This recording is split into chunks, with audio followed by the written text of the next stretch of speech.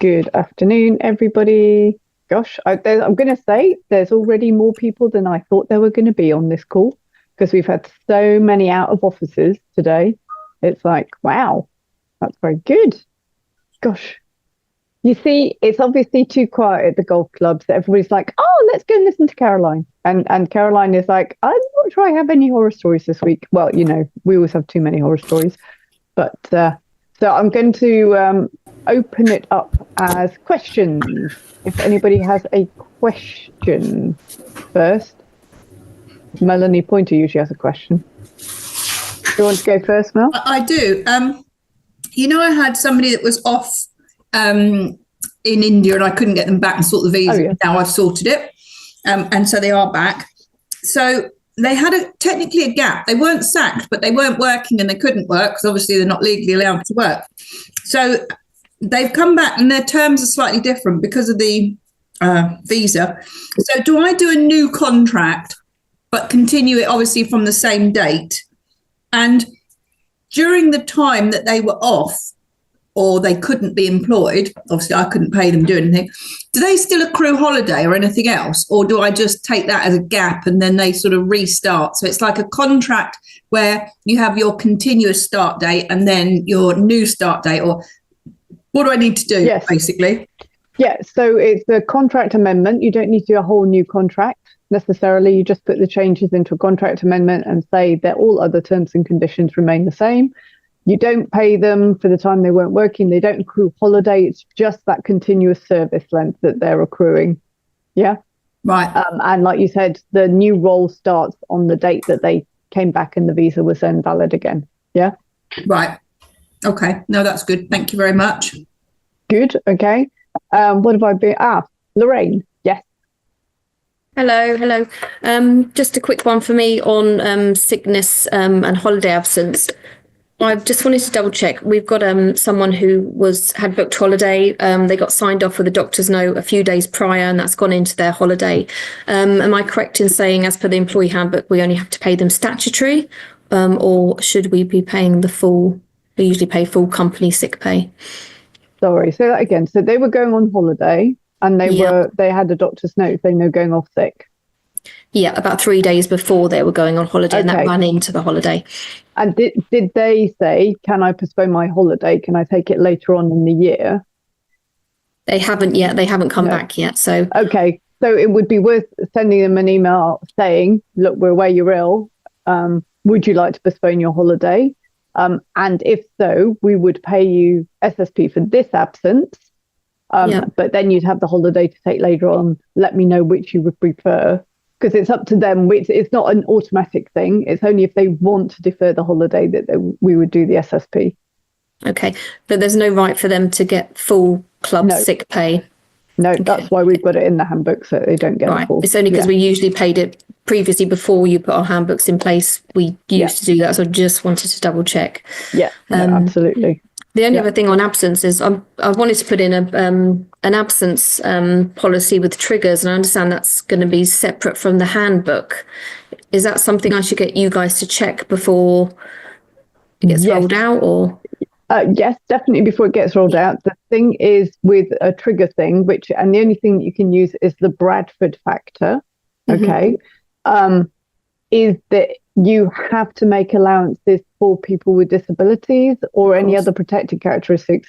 So it's not as straightforward as 3 absences in a month and you're going to be having a disciplinary. So to be honest, that's why we don't particularly like those triggers, because it gives the line managers a feeling of confidence that they shouldn't have, that actually we need to look at each instance on a case-by-case basis to go, right, what are their protected characteristics? What were the situations? What are they actually off with?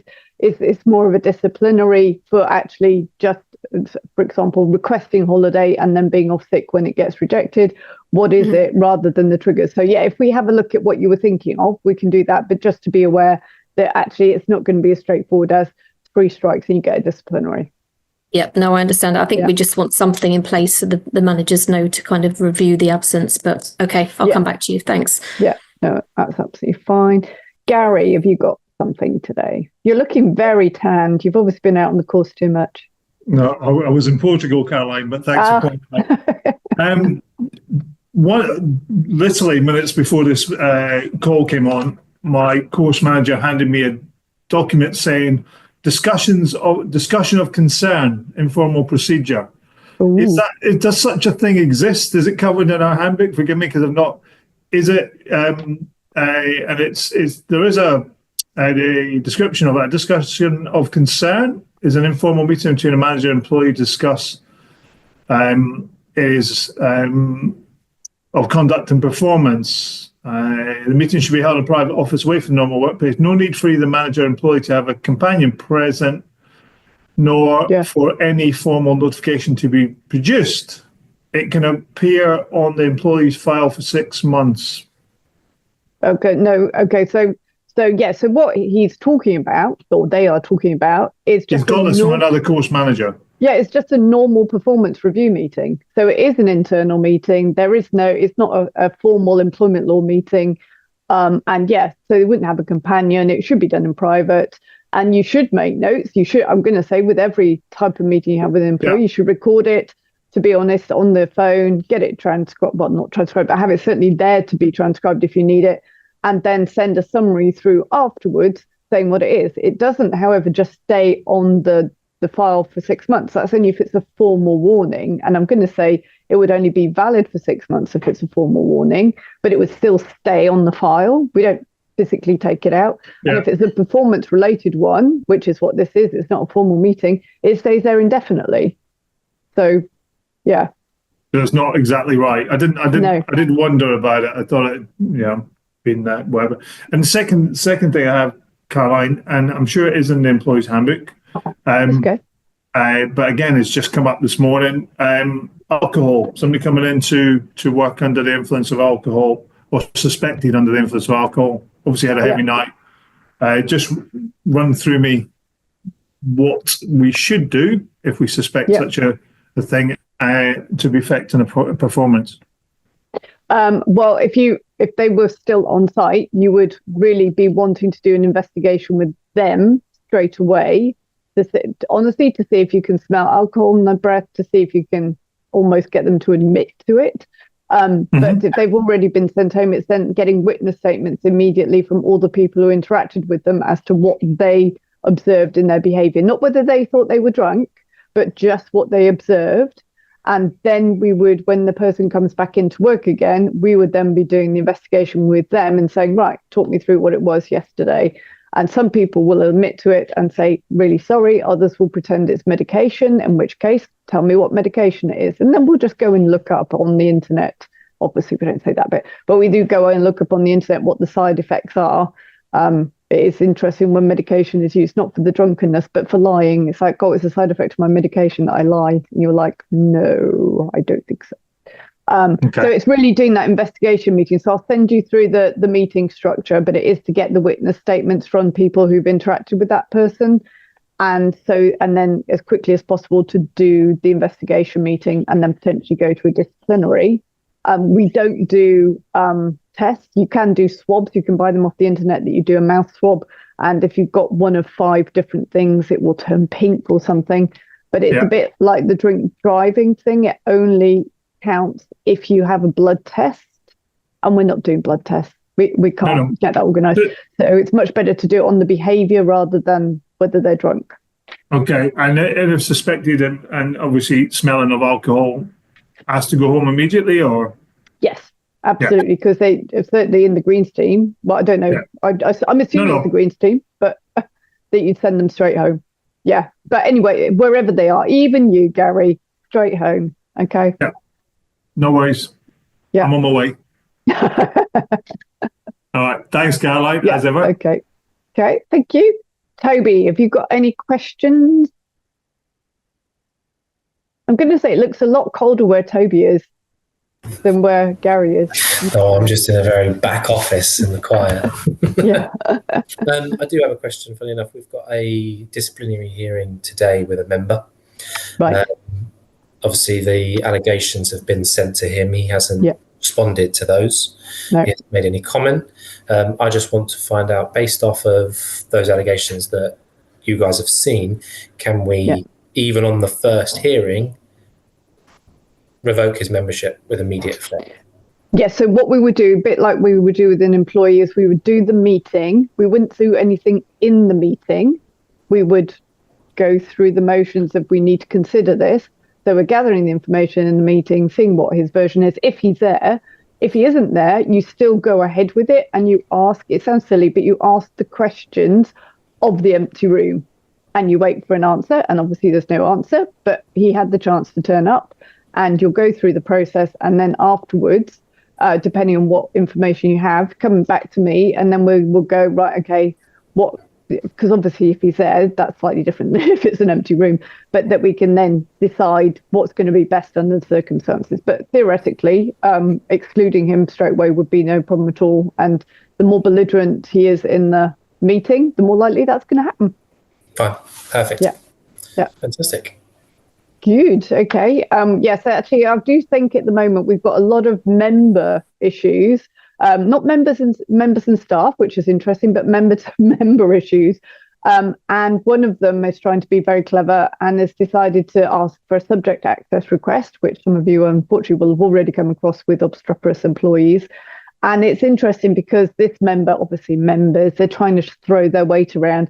He's got his own limited company to write the request for the subject access request. And it's like, well, no, legally, you now need to prove that you actually know this person by giving us, an authorization letter with a wet signature and some proof of ID that you actually know them enough to be able to ask this question on their behalf. Now, if he'd just got his lawyer to do it, we probably wouldn't have been so iffy about it. But obviously, he's being a lot annoying anyway. So it's like, actually, we do not accept this. You need to prove that you know this person, which is silly. It's his company. But, on the face of it, it's just a private limited company. Prove you know it.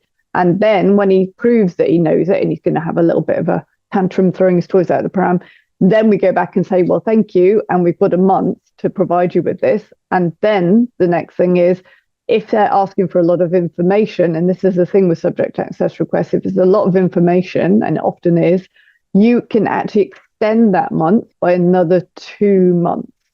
So you would accept or acknowledge the subject access request at the beginning, and then just before the month expires, you would go back and say, oh, actually, because of the volume of information requested, we're going to need another 2 months, so that they have to wait 3 months before they get their information, by which time you would hope they would have calmed down. But even if they haven't, they've had to wait 3 months before you do the work, rather than you rushing around to do it in 1 month. So I'm just saying, even when members start trying to be clever, it's like the same processes apply. We've got the letters, we can absolutely push back, being very polite and friendly. It's like, oh, actually, we're under GDPR, we're required to ask for proof, and da-da-da. And they can be annoyed about it, but they still have to provide it, because until they provide it, we're not doing anything.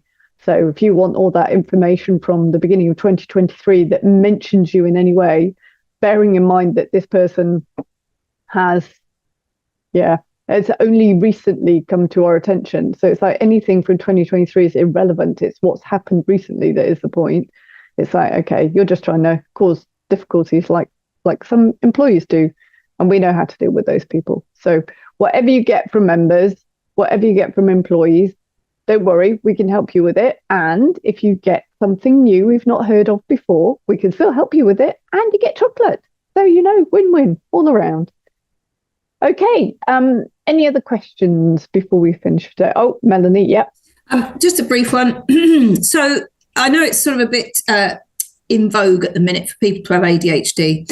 If it comes to your notice, or somebody tells you in a staff member that they have this, what are the reasonable adjustments? Number one, do they have to have a formal diagnosis? Number two, no. How do you deal with it?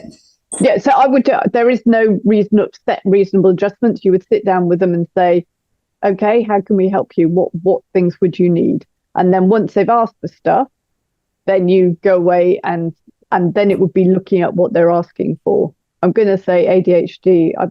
I mean, we have that some people need more time to do tasks. Some people want to use the voice activation on software to record it, which is fine, rather than typing it. Not a problem. I don't know. It'd be interesting to see what they think they need. Right. So there isn't a set, like certain things. You just have to ask them and then be seen to do that. Okay, that's fine. Yeah. Thank you. Exactly. Good. Okay. Well, everybody have a lovely Easter. It's not supposed to be pouring with rain for a change. Don't eat too much chocolate, and we'll see you here next week. Take care. Thanks, Caroline. Thanks for watching. If you want a free tribunal audit of your employment contract and handbook, click the link in the description below.